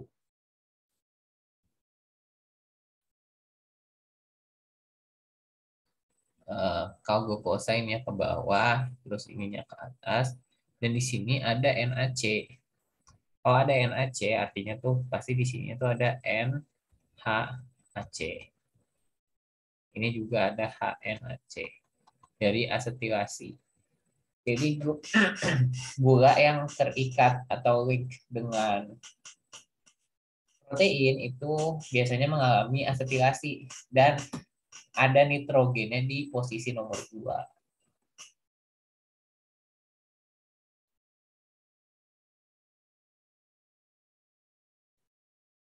Mucin memiliki karakteristik dapat membentuk gel dan melumasi. Jelaskan bagaimana mucin dapat memiliki karakteristik tersebut. Kenapa dapat memiliki karakteristik tersebut? Karena pertama yang C.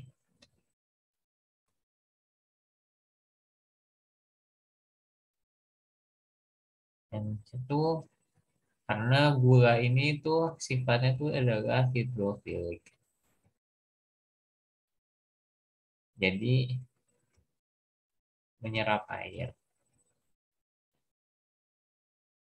atau mengandung banyak air. Terus sedangkan di sisi lain kita punya protein yang hidrofil juga atau polar juga. Makanya pada akhirnya karena sifatnya ini dia mampu melapisi si atau istilahnya membentuk gel. Karena kalau misalnya kita mau membentuk gel, yang paling penting itu adalah ada gaya antar molekul yang kuat, cukup kuat, tetapi tidak terlalu kuat. Nah, dalam hal ini eh, gula gula itu punya banyak ikatan hidrogen karena kan jelas di sini ada OH, ada OH, ada OH segini ada banyaknya ini tuh bisa membentuk ikatan hidrogen. Sama menyerap air juga. Jadi selain dia itu kuat, gaya antar molekulnya kuat, dia itu menyerap air. Jadi nanti kalau misalnya si mucin ini melapisi, jadi itu dia tuh kayak punya banyak air, sama juga kuat, apa sih namanya? Lapisannya tuh kuat gitu, nggak mudah lepas. Makanya jadi pelicitnya kuat, membentuk gel seperti itu. Misi mau tanya, Apa? itu serinya jadi nempel di OH yang mana ya? Gimana? Oh ya, serinya tuh nempelnya tuh di OH nomor 1. Hah? Iya. Maksudnya nempelnya itu bentuk ester atau nempel dengan Oh, apanya? serin itu kan, oh oke oke kebayang pertanyaannya. Serin itu kita lihat dulu strukturnya. Ini kan CO, CH, CO gini. Terus ini kan ada CH2, OH kan di sini. Nah, OH yang di sini yang bakal berikatan dengan galtosa. Ini nanti ini NH, ini terus ini C, ini C. Oh, ini kan nyatu, terus ini sini O, terus ini ke ini baru gula. Oh, oke, oke, siap, Oke, siap. mantap. Ya, jadi hampir semuanya tuh eh, hampir semua glikosilasi itu lewat yang pertama, lewat karbon yang pertama. Jadi karbon yang pertama di sini. Kalau misalnya kegiatan ini. Ini aku pindah share screen.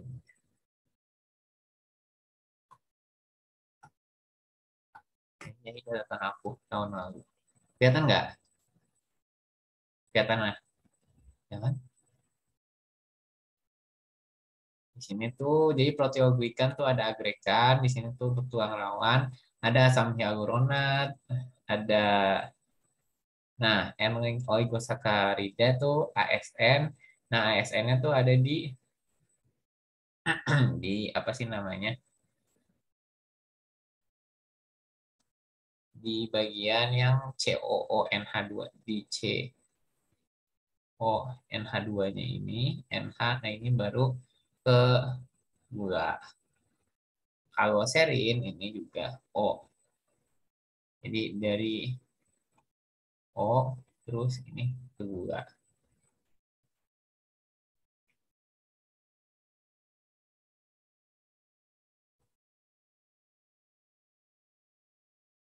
Kayak treonin, eh, ada banyak sih gula-gulanya, ada kondroitin sulfat, heparin sulfat, gini itu yang bikin pusing. Dan ini contohnya juga ada di sel bakteri. Nah, sel bakteri itu ini tuh ada N-asetil glucosamine.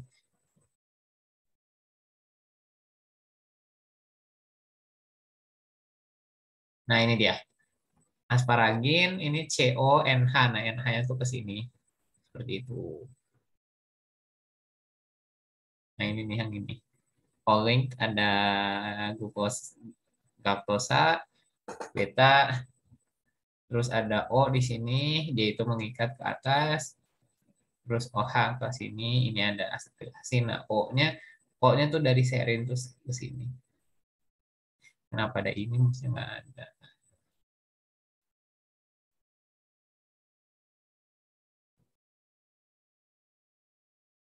Nah, yang bener ada buat treonin. Treonin kan bisa aja ada.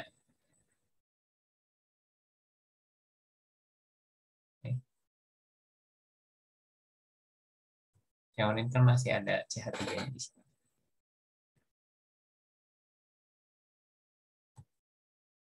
Yang paling penting juga kalau misalnya ditanya tentang peptidoglikan, jadi intinya tuh peptidoglikannya ada glukosa, N-asetilglukosamin, jadi ada asetilasinya, terus ada N-asetilmuramat.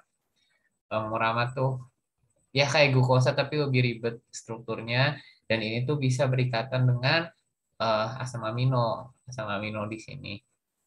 Jadi kayak membentuk asam amino 1, 2, 3, 4 biji, dan di bawah itu ada D-alanin. Kayak menarik itu adalah D-nya. Jadi dengan adanya D-alanin, makanya tubuh tuh nggak bisa mendegradasi peptidoglikan. Jadinya sel bakteri itu tetap aman membrannya.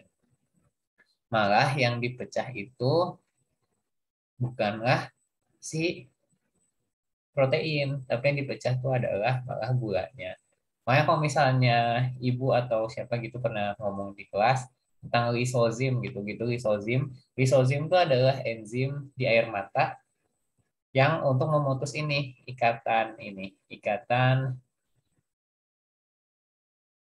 glikosidik antara N-asetil glukosamin sama N-asetil muramat. Jadi bukan di jadi dia bukan proteasa ataupun dia bukan sesuatu yang memutus ikatan peptida, tapi sesuatu yang memutus ikatan glikosidik seperti itu.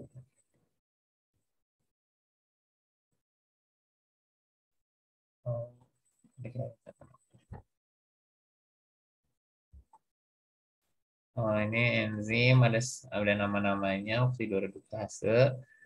Nggak tahu sih ini kayaknya suatu tambahan aja sih. Kayak kalau misalnya dibutuhkan.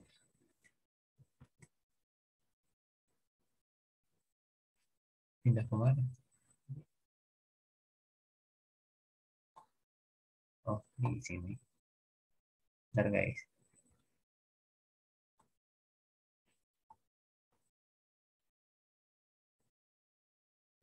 Farida pokoknya alfa.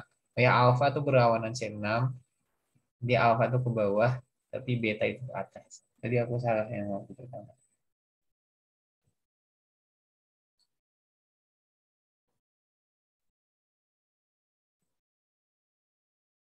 Ini sukrosa tuh kayak gini strukturnya.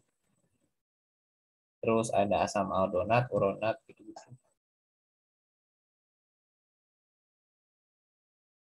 Pokoknya sejauh ini ada yang ingin ditanyain nggak? Ada apa sih namanya kayak soal yang pengen banget ditanyain?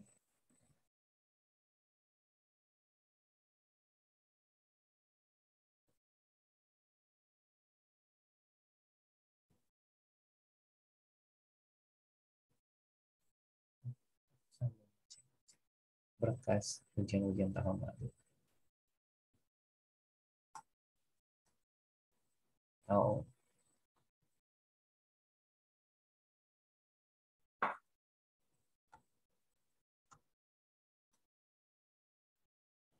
contoh tahun lalu. Ini buffer bisa dihitungkannya kalau misalnya pH 10, terus di sini ya kita pakainya yang pKa 2. pKa 2 tuh berarti ya Na2 sama NaH. Ya,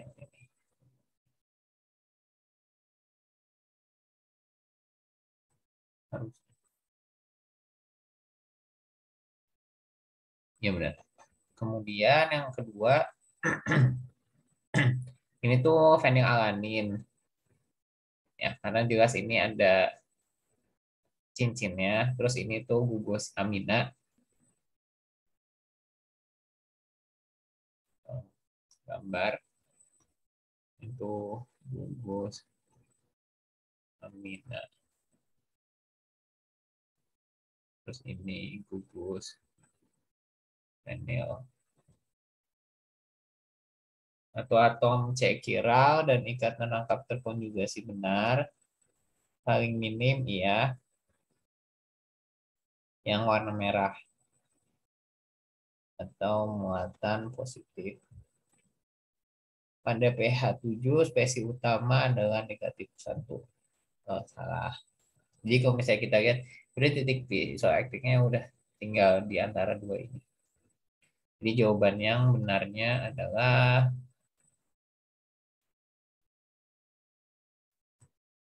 1 dan 2. Stabilan struktur protein di tentukan jenis interaksi alpha helix gugus CO pada setiap. Nah, ini benar.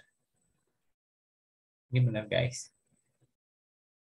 Apa namanya? Ini tuh di alpha helix tuh pasti I dengan I plus 4 seingat aku. Atau I plus 6. Kalau terus ada interaksi, kalau ini tuh berarti struktur sekunder. Terus ini adalah dari ikatan hidrogen. Kalau ini adalah jembatan garam.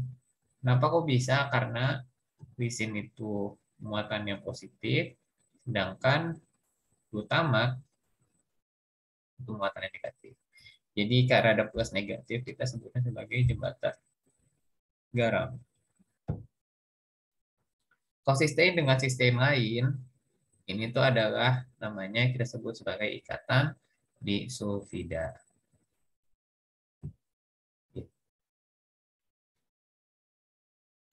Nah, lanjut. Ini tadi udah.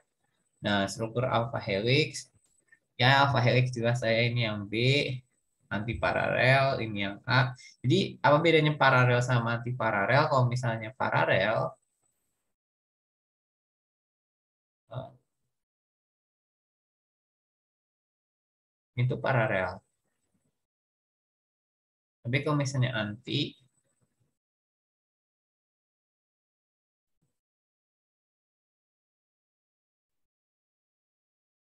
ini anti. Gitu. Jadi kalau misalnya di sini dilihat, mungkin nggak ada deh, nggak ada yang paralel. Tapi emang nggak apa-apa, nggak semua protein harus punya paralel. Soalnya akibat interaksi antar subunit, ini tuh adalah partner. Karena antar subunit. Struktur atau coil dan itu adalah yang C. struktur tertinggi ini adalah karena ini tuh punya dua rantai ya. Kamu bisa tahu ini ada dua rantai. Kita lihat. Ini ada ujung di sini. Ada ujung juga di sini.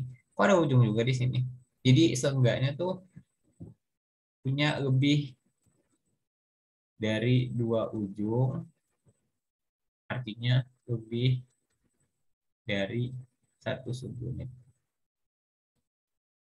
Karena itu, maka ini adalah struktur kuartener.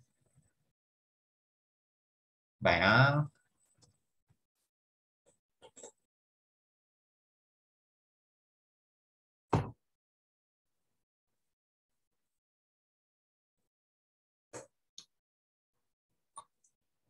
itu lanjut kita nomor 6, pertanyaan. Nah, ini jenis-jenis protein. Sepertinya sih ini enggak sih, nggak bakal keluar. Nah, ini titik isoelektrik. Aku juga nggak ngerti kenapa tiba-tiba ada ini. Eh, ada 13.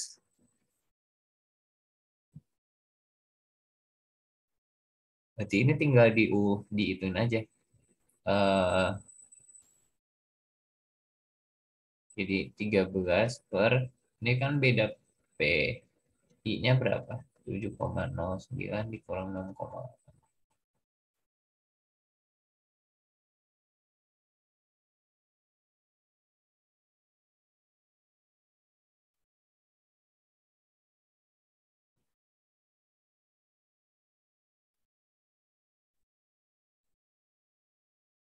salah.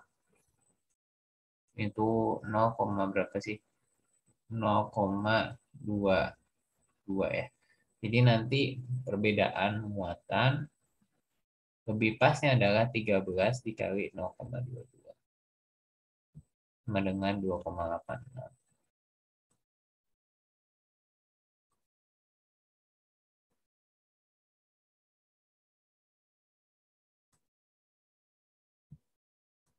Oh, bisa sih seperti itu karena eh, di sini ada 13 gugus yang mengalami perubahan keadaan terionisasi. Artinya ada 13 muatan per pH. Itu. Jadi hasilnya ini 13 muatan per pH dikali 0,22 aja. Ini dapat 2,86. Nah, untuk enzim ini iya spesifik iya. Sisi aktif terikatnya molekul ini juga. Bagian protein yang dapat mengatalisis reaksi enggak. Nah, tempat terbentuk terikatnya molekul itu lebih pasnya kita sebut sebagai binding site. Karena sisi aktif tuh, setahu aku ya, sisi aktif tuh nggak cuma untuk pengikatan, tapi lebih ke eh, reaksinya.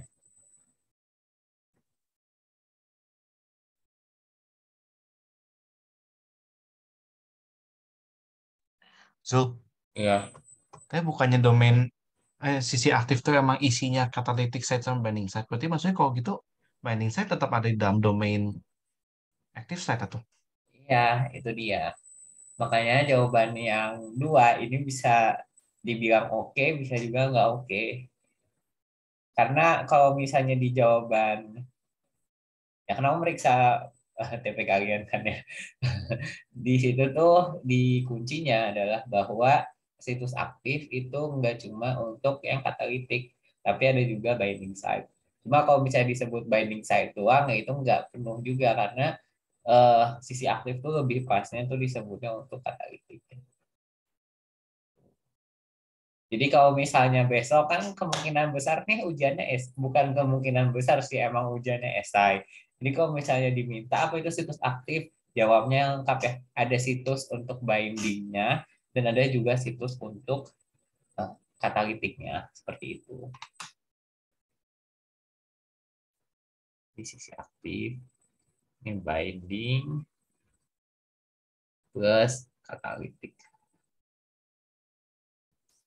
itu. Jadi ya kalau misalnya ini jawabannya 1,1 dan 2. Itu data besarannya menyatakan jumlah substrat minimal, iya, benar.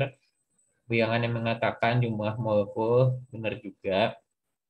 Substrat yang paling efektif untuk chymotrypsin, apa itu chymotrypsin? N-acetyl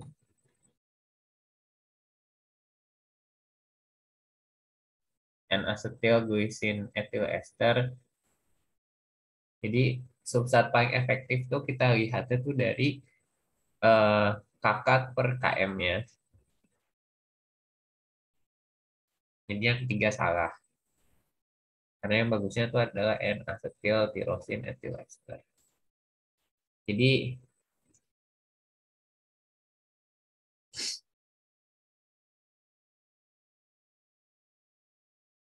yang benar adalah jawabannya 1 dan 2.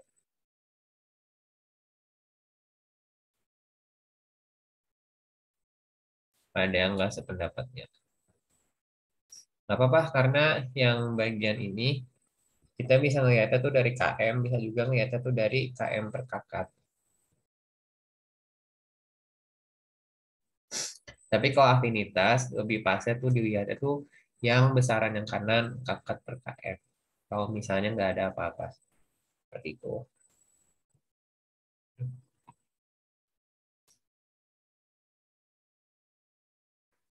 Jadi kalau misalnya aku ini, ini tuh ini untuk afinitas.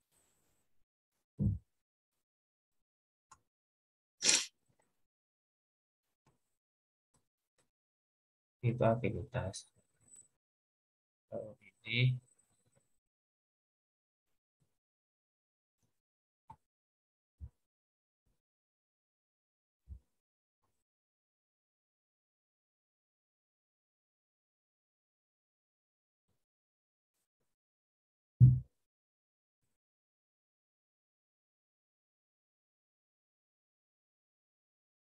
sebentar. Afinitas tuh lebih pasnya tuh KM nggak sih?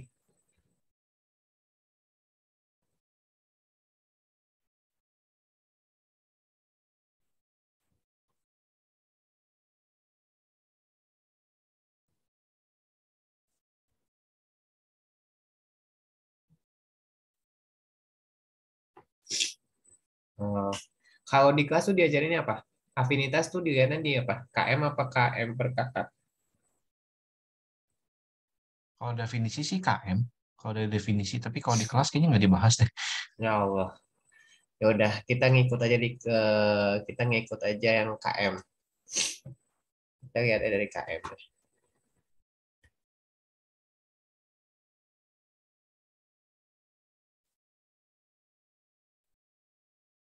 Dan asetil glycine ethyl ester. Kalau ini berarti benar.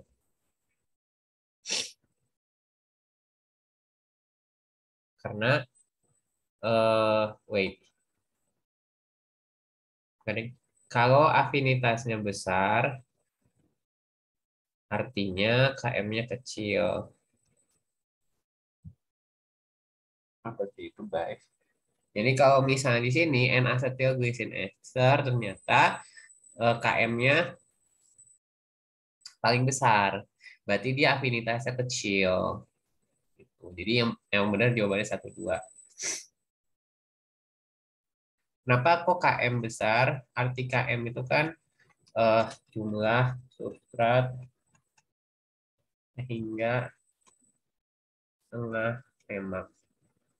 Jadi kalau KM-nya makin rendah,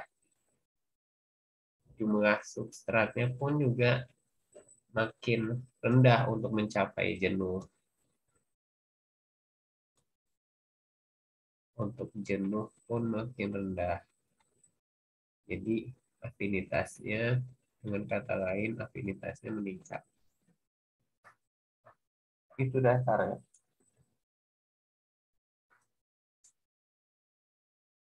Yang diajarin sama Kak Edo ini juga nggak sih? Ini dua salah. Carbonic anhydrase Nah, ya baru ini benar 1 dan 3. Enzim mempercepat reaksi dengan menurunkan energi aktivasi. Eh, nah, kalau ini jujur aku nggak tahu. Kalau senyawa antara benar. Jadi dia menurunkan energi aktivasi karena membentuk senyawa antara. Dan menurunkan entropi reaksi kemungkinan besar iya. Kenapa? Karena saat di ES itu lebih tertata. Dan dari E plus S jadi ES kan dari 2 jadi 1. Jadi entropinya berkurang. Jadi benar.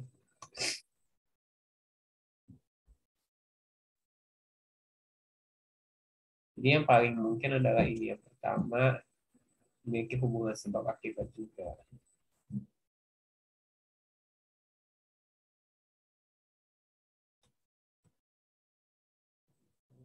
Nah, yang ke-12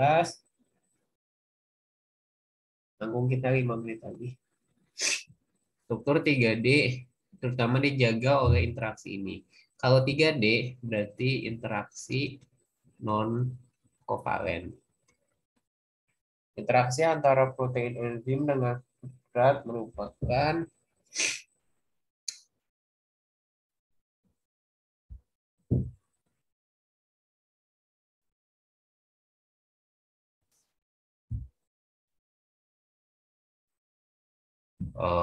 justru aku tuh nggak tahu ini apa jawaban. Jadi itu ini tuh pilihan pilihan berganda. Bukan pilih satu jawaban cocokkan, tapi ini sepertinya nggak ada cocokannya.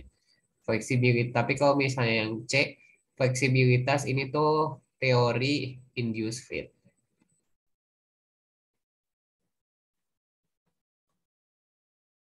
Nah kalau ini key apa sih?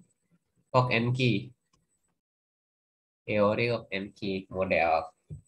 Nah yang sebenarnya dipakai yang sebenarnya banget banget banget sebenarnya itu adalah gabungan dari keduanya.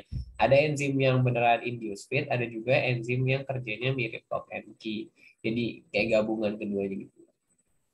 Interaksi protein enzim dengan substrat merupakan. Nggak tahu ini apa jawabannya. Dan nomor 13 juga aku nggak tahu.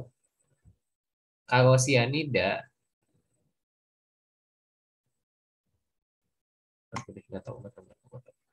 Ini kalian bisa cari sendiri. Nomor 13. Nah, ini tuh ada OH di bawah, OH di bawah. Ini tuh ada ribosa. Ribosa kan masih ada OH dan OH. Itu bukan struktur molekul DNA. Kalau DNA tuh deoksi. Jadi apa yang membedakan ribosa biasa dengan ribosa DNA itu adalah pada sininya. Itu H.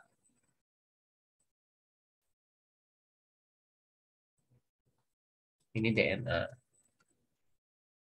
bukan DNA. Berarti jawabannya yang nomor 14 yang C.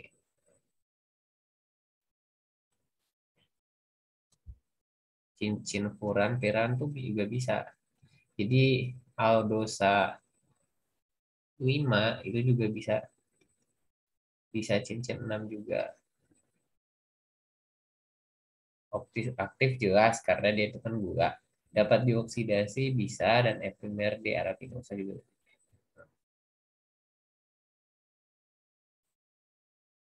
Yang dapat menghasilkan endapan merah.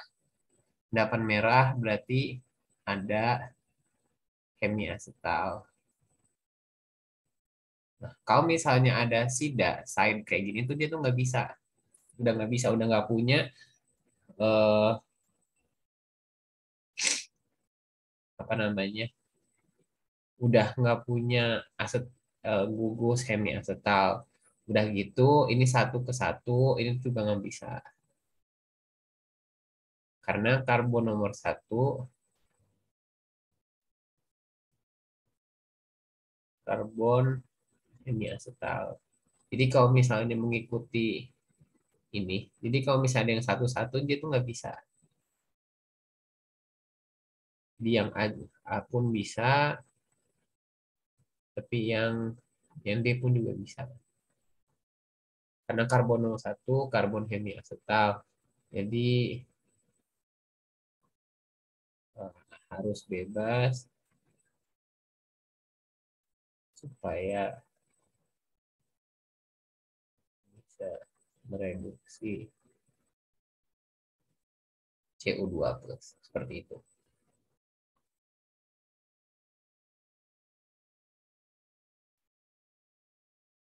Ini nomor 16 jenis-jenis polisakarida. Tebak aja guys. Tapi kemungkinan besar kalau ini sulfat, berarti kemungkinan besar itu adalah karagenan.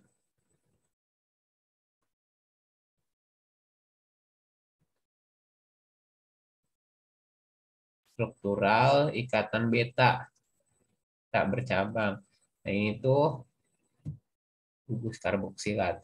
Di karboksilat satu-satunya karboksilat itu adalah alginat. Bukan. Apa ya?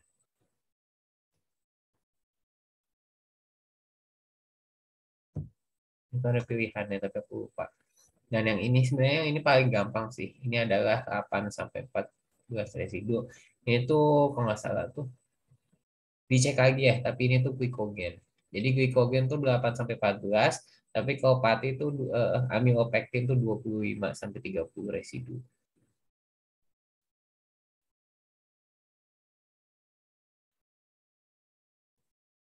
Jadi kalau misalnya gugus sulfat, yang aku tahu tuh gugus sulfat itu dia itu yang hyaluronan, terus kondroitin sulfat, dan karagenan. Kalau yang ini itu alginat, yang COO minus, tapi aku nggak tahu gimana gimana. Glikosilasi yang ini fungsi penambahan glikosilasi itu membantu pelipatan protein. Jadi salah satu fungsi glikosilasi itu membantu pelipatan protein sama satu lagi menambah kelarutannya. Karena gula itu lebih hidrofilik dibanding protein. Makanya kalau misalnya diglikosilasi, jadi proteinnya tuh makin mudah larut. Ini ingat aku tuh isinya apa ya?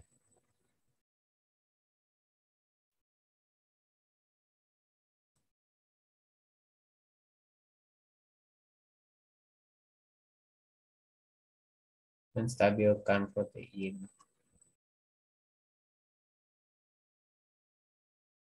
Dinding sel bakteri kekuatan struktur peptidoglikan karena adanya lebih pasnya itu adalah karena adanya ikatan silang.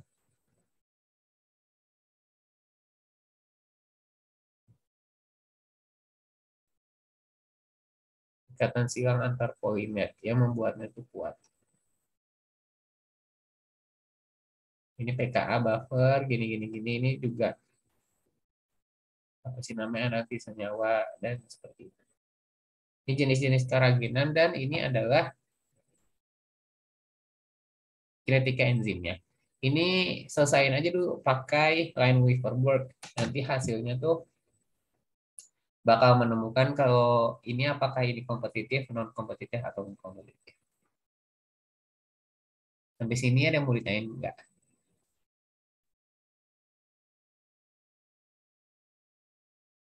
Walaupun kalau misalnya nggak ada, nggak apa-apa teman-teman bisa langsung aja tanya ke aku. Nanti sampai besok pagi kebetulan aku nggak ada kelas, jadi bisa aja langsung tanya ke fisika aku. Kalau misalnya ada pertanyaan, paling untuk malam ini karena udah malam juga, aku akhiri. Marilah kita